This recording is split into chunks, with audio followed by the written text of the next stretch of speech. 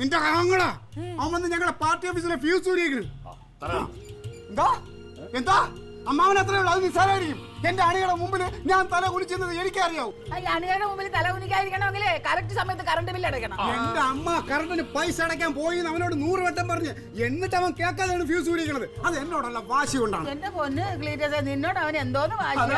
അല്ലമ്മ അങ്ങനെ പൈസ അടയ്ക്കാന്ന് പറഞ്ഞെങ്കിൽ പിന്നെ ഊരാതെ പാടുണ്ടോ? അതെ, അവൻ എന്നോട് വൈരാഗ്യം മാത്രമേ ഉള്ളൂ. എന്നെ എങ്ങനെയൊക്കെ കൊച്ചാക്കാൻ പറ്റും അങ്ങനെയൊക്കെ ആക്കിക്കൊണ്ടിരിക്കുകയാണ്. എന്ത് വർത്താനം ക്ലീറ്റോ ചേട്ടാ ഈ പറയണത്? ഏട്ടന്റെ ഡ്യൂട്ടി ആയിരിക്കും ചെയ്തത്. അയ്യാ, നീ ഡ്യൂട്ടിയുടെ കാര്യമൊന്നും പറയണ്ട. എന്റെ പിള്ളേരുണ്ടല്ലോ, എന്റെ പിള്ളേര് രണ്ടും കൽപ്പിച്ച് ഇറങ്ങിയതാ. പക്ഷെ അവര് എന്റെ മുഖം നോക്കി എന്റെ അളിയനാണ് എന്നുള്ള ഒറ്റ പരിഗണനയിലാണ് അവർ മിണ്ടാകുന്നത്.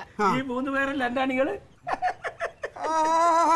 അമ്മ അത് ഇളിക്കല്ല നീർക്കോലി അടിച്ചാലും മതി താഴെ മുടങ്ങാൻ. അല്ല, നീ ഇപ്പൊ എന്ത് ചെയ്യുന്ന ഈ പറയുന്നത്? ചെയ്യണത് ഞാൻ ചെയ്യാൻ തീരുമാനിച്ചേക്കാണ്. അതിന് നിങ്ങൾ ആര് പറഞ്ഞാലും ക്ലീറ്റ് ചെയ്യാനുള്ളത് ചെയ്യും. നീ ഒരു ചുക്കും ചെയ്യില്ല. അമ്മാവാ, 24 മണിക്കൂറിനകം യവനെ ഇവിടെ നിന്ന് ഞാൻ തൂത്തുവാരി കേരളത്തിന്റെ അങ്ങേറ്റത്ത് എറിഞ്ഞില്ലെങ്കിൽ നോക്കിക്കോ.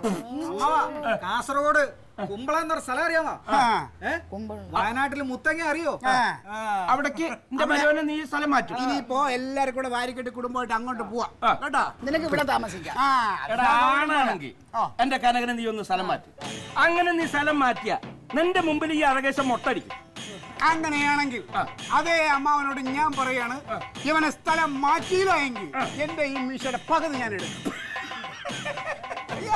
വിളിക്കുന്നില്ലേ പകുതി നീച്ചെടുത്തവന്റെ മോന്തൊന്ന് ആലോചിച്ച് നോക്കിയേ. ഇതുണ്ടല്ലോ, അവനെ ആരെങ്കിലും പറഞ്ഞ് വിലക്കിയില്ലെങ്കിൽ ദോഷമാണ്, വേറെ വലിയ ദോഷങ്ങളല്ലോ കേട്ടാ. അളിയനെന്നൊക്കെ ഞാൻ മറക്കും, അളിയനാണെന്നുള്ളതൊക്കെ നീയെങ്കിലും പറഞ്ഞ് മനസ്സിലാക്കടിയാണ്. നല്ലൊരു പാപ്പാനെ കിട്ടും ഇതിന് തളയ്ക്കാൻ. അമ്മാവൻ ഇതിനെ എരുതിയിലോട്ട് എണ്ണ ഒഴിക്കാൻ പോകണം. അല്ല, അവൻ കാണിക്കുന്ന പൊട്ടത്തരത്തിന് പിന്നെ എന്താ പറയാ? അത് ഇച്ചിരി മിണ്ടാതിരുന്നാ മാറിക്കോളൂല്ലേ? അവന് മിണ്ടാതിരുന്നൂടെ?